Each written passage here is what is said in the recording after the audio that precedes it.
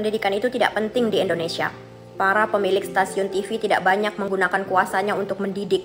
Mereka mempertontonkan apa saja yang menghasilkan profit bagi mereka. Drama percintaan, perselingkuhan, dendam dan pertikaian, acara gosip pagi, siang, dan malam. Apa yang bisa dipelajari anak-anak kita dari semua itu? Persentase tontonan edukatif dan yang non-edukatif jauh tertinggal. Pendidikan itu tidak penting di Indonesia. Para politisi mempertunjukkan kebohongan dan kepentingan partainya masing-masing. Mereka tidak peduli apakah mereka menjadi tokoh publik yang pantas dilihat dan ditiru.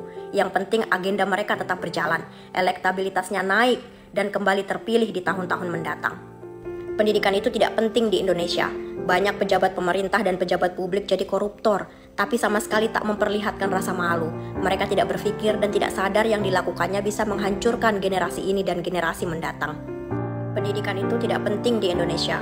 Lebih banyak para public figure memilih memamerkan Lamborghini, barang-barang bermerek, memperlihatkan harta-hartanya. Mereka tidak mau menyuarakan tentang pentingnya pendidikan dan menggunakan ketenaran untuk memperbaiki negerinya. Hasilnya, generasi kita berlomba untuk menjadi viral, terkenal, dan kaya saja. Pendidikan itu tidak penting di Indonesia, karena masih banyak orang tua berpikir bahwa kewajiban mereka menjadikan anaknya berpendidikan dan menjadi manusia yang luhur cukup dengan mengantar dan menjemput anak mereka dari sekolah saja.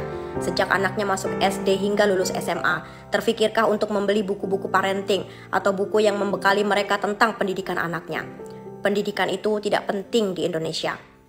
Semua dari kita melakukan apapun semaunya. Kadang tak peduli bahwa kebebasan kita terikat tanggung jawab dan semua tindakan disaksikan anak-anak.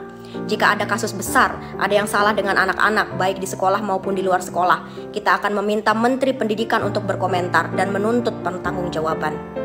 Pendidikan itu tidak penting di Indonesia.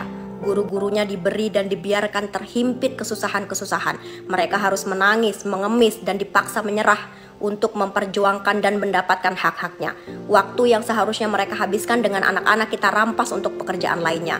Kita letakkan beban bernama pendidikan di pundak, kepala, dan kakinya. Tapi kita biarkan tangannya terikat dan perutnya lapar. Pentingkah pendidikan itu di Indonesia?